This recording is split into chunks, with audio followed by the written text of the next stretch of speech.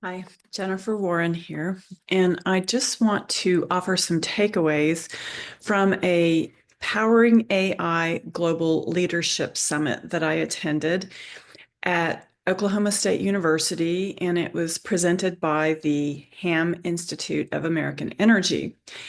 And it was April 23rd and 4th, and I'm just going to offer just an overview and just some thoughts because it was like 12 hours of information, and so I'm going to try to cull some high-level thoughts. So first of all, I want to mention that the executive director, Ann Blunser, put this together at record speed. She did it in like 3.5 weeks, which was remarkable. The attendees included the Secretary of Energy, Chris Wright, Secretary of Agriculture, Brooke Rollins, the Administrator of the EPA, the Secretary of Interior, Doug Burgum. And so it was really, four top cabinet members were there, plus many oil and gas upstream producers and midstream producers from within the region, because this is Oklahoma, so it's mid-continent region.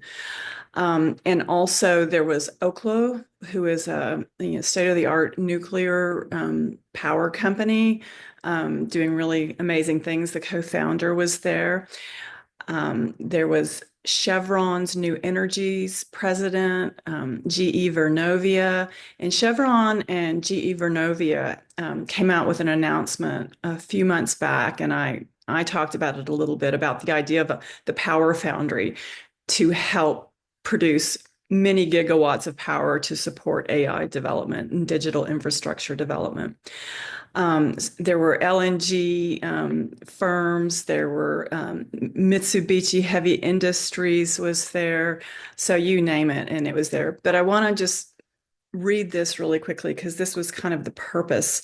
How are we going to power this future with AI? And the summit was created to address this question head on. The room represented what's possible when we break down silos and bring together government leaders, researchers, technologists, and energy producers to find real solutions. These are the innovators and doers that can advance pivotal breakthroughs and change. And so that was just kind of the purpose of putting everybody in the room together. How do we do this? How do we lead in AI, lead in the infrastructure necessary to be developed, and also lead with energy production, which we're very good at. So for somebody that has been there chronicling the shale revolution, also starting to chronicle generative AI and the advent of AI as more of a general purpose technology, and also infrastructure development and infrastructure development finance. It's like the last 2 decades of my work have all come to a head and convened in one conference, but it's very much playing things forward. And so again, this conference, this summit was convened with a singularity of purpose. So now I want to mention just a few AI takeaways. And this is about sort of the state of AI. So the training stage is moving, and obviously it's requiring greater compute. More horsepower is required, i.e., more power. The inference stage is upon us, and it also will increase energy use. But the inference stage will be a little bit more diffuse, and there will be the opportunity for it to be more connected around demand centers, while training is very much concentrated, big mega gigawatt, data centers. The inference stage will move closer to the edge of where demand is. The reasoning stage, which requires these longer thinks, will also require a lot of power. But at the same time, energy efficiency is happening in tandem to this greater compute. So it's a little bit of a wash. So there has been concern in the markets, especially with the volatility we've seen in the last, month or so, as the economy's kind of rethinking things, the political agenda has shifted. And so the big question is, will this CapEx that all the hyperscalers are spending, will it continue? And kind of the resounding answer was there that this all has legs, and it's got legs in every direction, trend wise. So it's not necessarily slowing down. The CapEx that is to be spent in 2025, which is well over $300 billion by the top four hyperscalers, is still happening. Um, and also, I just want to mention that this sort of dovetails some of the work I did in a feature called The Really Wild AI Ride. And so, I'm seeing that what I heard there, absolutely complements what I've been working on. And then I've got a lot more detail and more color on the thinking from the hyperscalers. And NVIDIA was there as well. The co-founder of Anthropic, who is the developer of the LLM Claude, was there. And so there was a lot of insight there. And I'm not going to go into deep detail with that at this point. But one thing to say about the growth of power conceptually, obviously there's going to be more gas needed. And something that was mentioned, and I believe this was by the CEO of One Oak, was that in the past, the increase in natural gas that we witnessed was really because of switching coal-fired power into natural gas-fired power, and also LNG infrastructure. And so there were these large infrastructure, you know, additions that were happening from like 2010 to 2024. The market grew in 2010 from 60 BCF to 110, almost a doubling by 2024. Now we're set to add like roughly, call it anywhere from 20 BCF a day by 2030. So that's a considerable amount of new natural gas. So I just want to also talk a little bit about a panel that was sort of like the cabinet call, which included the four secretaries that I was mentioning. So the government officials, from my point of view, were very, very much there to communicate their intentions. What is the agenda? And one of them is that U.S. energy, they want it to be strengthened. We want to maintain being an energy powerhouse, as we have been called for the last few years. And this is largely because of the shale revolution. But we've also developed a lot of renewable capacity, and we're also innovating in nuclear and geothermal. And all of these sources will be needed now and through the 2030s, 2040s, 2050s. So this is going to continue.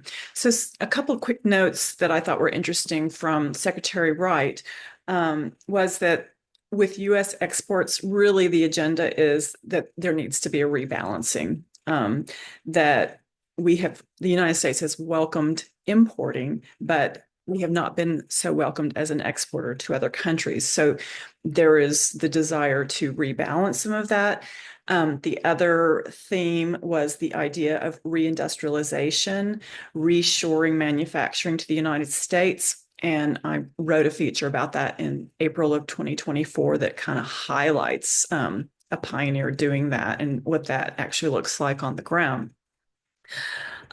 He also mentioned that 40% of energy use is for manufacturing, whereas electricity is just 20%, and that we need to make more materials. We need to make things. And China, in terms of what it consumes in manufacturing, is like 2.5 times the amount of energy we consume in manufacturing, just as an FYI. The other notable push was the speeding up of permits. So the government is very much speeding up what used to take 24 months into like 2 weeks. So they're really trying to fix everything as fast as possible to allow projects to move forward. And so they're really well aware of the need to speed things up. The other note about what Secretary Wright had to say was, he was the CEO of Liberty, which was an oil field services firm, quite an innovator, in fact. Um, and he just wanted to echo that, his belief in markets, business, and people, and just wants to enable them.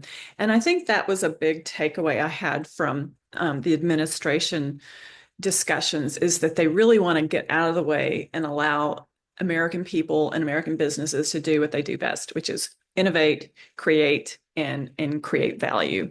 So I thought that was really laudable, what they came out to talk about. And in fact, these four secretaries had traveled to 15 to 17 different states apiece in just the last month or so, trying to talk to states, see what they need, see what they want, and get their input. Well, capital was noted as obviously important. You've got to finance all this. But I think there's a lot of opportunities to innovate in this space. And as we know, markets are very creative.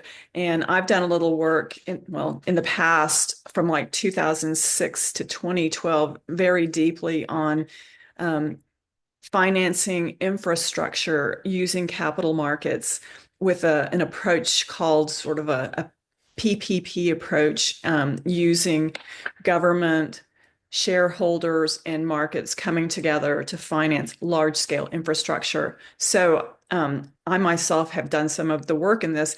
And the Department of Interior Burgum, when he spoke at the reception, discussed that they're very much trying to work on how we can facilitate large financial investments and give investors confidence so that they don't feel like there's going to be policy reversals in the future, like we've seen, like between even the Biden administration and the Trump administration, with some of the renewable subsidies and things like that. So things are being refined, but I think there are market options ahead and new approaches that will be highly desirable. And I know that obviously financiers will roll up their sleeves and innovate in that space as they do. And I did mention a little bit of my work in infrastructure finance development in the backstory to AI's Wild Ride video, and I'll have that next to all this. So the other thing I just want to conclude with is that in October of 24, I was at a Federal Reserve Bank conference at Atlanta, and it was on big data and AI, basically. And Microsoft was there, Siemens was there, and Accenture were there.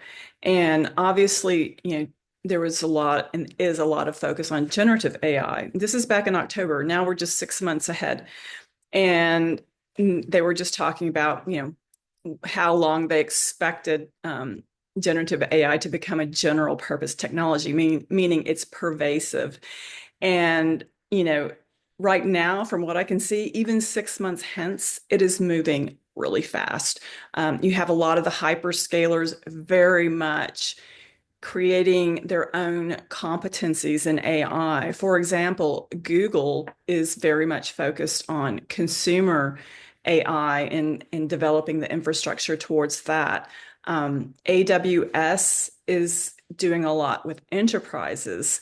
Meta has their own orientation as well. And for the moment, I'm not quite clear what their strategy is, but that's just my shortcoming. But I could definitely see how the use cases are evolving compared to even 6 months ago. So it is moving fast, and power is really the big question. How are we going to power this? And so I think there's going to be a lot of innovative solutions in the future, and I will be spending a lot of time on this. Thank you.